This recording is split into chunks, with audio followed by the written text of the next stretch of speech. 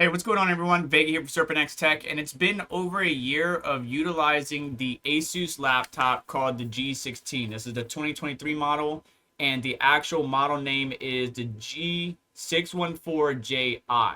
This one has a 4070 and an Intel 13980HX.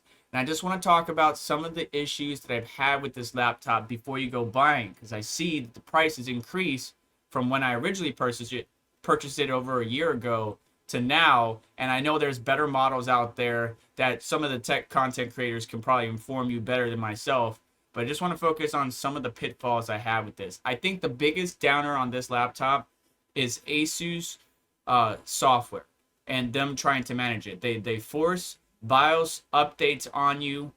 You will get notifications from it. I know that my Asus suite is just trying to help you update your driver's software, whatever it might be, for your particular system, and it's an added benefit. You always want to keep things updated, but it can be a little bit annoying. And the most annoying aspect of this particular laptop is its power management. It actually competes with Windows Power Plan, and sometimes can cause, in my opinion, system lockups. Your screen will go black, or it will stay on the screen no matter what you open, File Explorer, browser. It will just stay stuck, and then a little bit later it will actually sync back up and everything will be good to go. Or you would have to unplug the power adapter just to get it to reset, or just get its brain together. You will see a theme kind of shift, and what I mean by that is, right now I'm not going to open it. I showed some of the features in my original video, but there will be a black square that pops up, and it might be on scenery or gaming or standard, right? Different profiles that Asus have preset. So those will pop up on the screen when you unplug your power adapter or plug it back in, letting you know it's plugged in on battery and what mode it's selected, right? Because it has an optimized version for the GPU, and then there's some tunability you can do. I actually factory reset this thing, but I specifically avoided the Asus Armory Crate and my Asus software. I have not opened it, and the system is running so much better than before. So, in summary, first let's look at the website itself.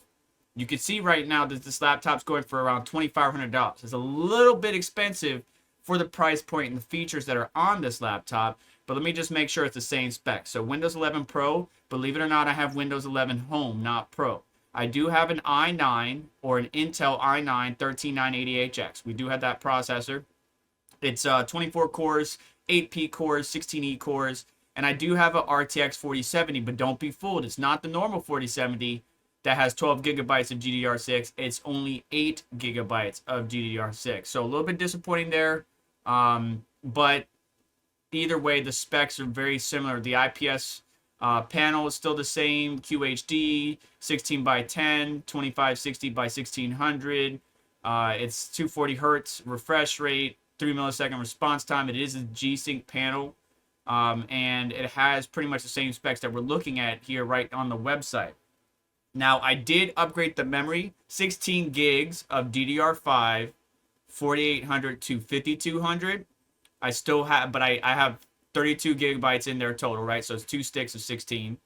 But the speeds would not work. If you paid attention to one of my earlier videos, I talked about this. The speeds would not work until Asus released a BIOS update, because I got this laptop a little bit right after launch, and the memory would not run at the allocated speed, and there was no way inside the BIOS to manage that, right? To just like a desktop computer where you would go and set custom overclocks, enable XMP or whatever it might be. There was no way to do that within the Asus BIOS on this laptop. But with a BIOS update in the future, even though I still can't manage the memory and adjust timings or anything, it did allow it to run at the rated speeds of the memory sticks that I bought.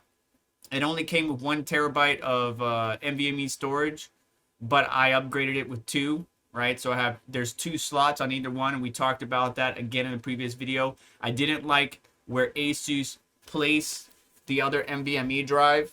It's right over the Wi-Fi adapter, and if you're running a high performance PCIe 4.0 drive, I would be concerned about the heat, even though there's a little shield on it, right? It doesn't have much surface area to dissipate that heat. I'll be concerned about that heat affecting your Wi-Fi module if you're running heavy workloads. But it is a secondary drive. My main drive is over here. This one's doing the heavy lifting. This one just loading games and stuff like that. So I don't think, as long as we're not running a sustained load, I don't think it should impact our Wi-Fi. But that is something silly to me. I think Asus should have put the Wi-Fi module somewhere else. And then going back to the I/O ports, you know, two Type A's. They are 3.2 Gen 2, and then two Type C's, 3.2 Gen 2. We have a display port as well, or Type C display port, so we could adapt it. And there is Thunderbolt support, so I could add an external GPU if I wanted to. That's one of the reasons I stayed with the laptop, because I was considering upgrading to the 4080. When I got this laptop, and I was disappointed to see it only had 8 gigabytes of memory on the 4070. I was thinking about going up to the 4080, and I was like, you know what? It's out of my price bracket, and I just stayed where I'm at because we could always add an external GPU if we needed to. And honestly, this laptop's done a really good job with what I do day to day.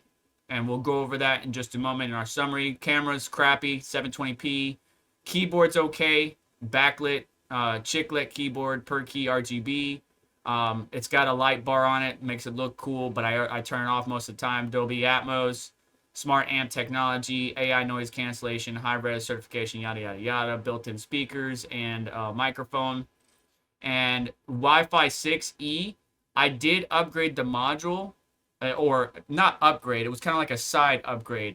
I just took my my 1650X, my killer 1650X out of my Acer Predator before I sold it, and put it in this one, and put the Wi-Fi 6E module that's in here into that Acer Predator before I sold it. And believe it or not, the 1650X performed wirelessly a lot better than the module that came with this laptop. So if you were to get this laptop, I probably would, one, upgrade the storage, right? Get the one with less storage and just buy the storage outright, install it yourself. Very easy to do.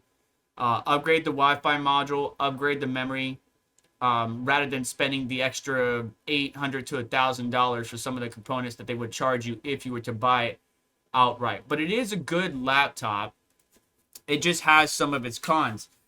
Gaming wise, works really well. You know, for a 4070 with 8 gigabytes of memory, obviously, like Hogwarts Legacy, and much of the games, AAA titles out, you know, if the GPUs don't have at least 12 gigabytes of VRAM minimum, it's going to be hindered. So just be mindful of that, especially at upper resolutions.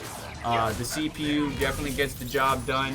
The 13980HX is a few years old now, but it is adequate for my needs. I work on it, I do some schooling on it, I do some monitoring on it, and I do editing on it over the network on my main machine, the machine that we're using this to record. So I will edit everything on here, but all the footage will be on the main machine. Very easy to do with Wi-Fi 6 and a decent network.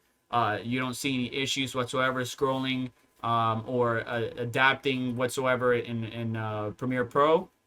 But the light bar up front that usually is on, I turned it off, and I'm gonna leave it off. And I'm not gonna open up Armory Crate or my Asus, because the moment I do, it's going to fight Windows, and we're gonna have issues every so often. It's not every time, it's ever so often where the system will straight up just lock up, cause me problems, or not be responsive at all until I have to hold the power button and restart it.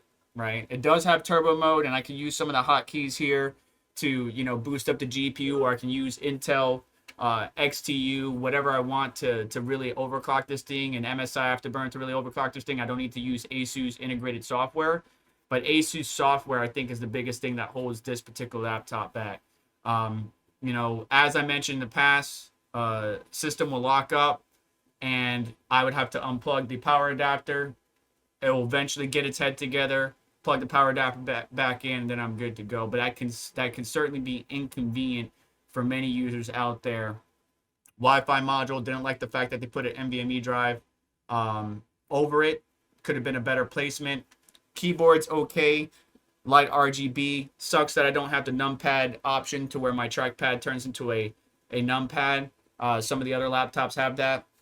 But for the price, right? So I think I got this for around $1,700-ish. It going up to $2,500. There are better options out there if you're going to be looking at this laptop in the same class. So go and compare and contrast. Do what's best for you. I would definitely upgrade the Wi-Fi module, the memory, and add the extra storage on the side and not buy it outright. Save yourself a little bit extra money, and good luck to you. But overall, if we gave it a score of out of 10, I probably would rate this laptop a solid 8.2. That's my personal opinion. Everybody has differences of opinion, but the issues that I had and some of the issues that I may have shown you in this video while talking definitely dampened the overall experience over the past year plus. But overall, it gets the job done. It does what I need to for schooling, work, and editing on the fly. And that's going to do it for today's video. So thank you so much for watching and listening to my talking head. Hopefully I can help you make an informed buying decision, or at least help you coach you in the right direction, so that way you can make the best decision for you if you're looking for a laptop, because Asus has new models on the way soon.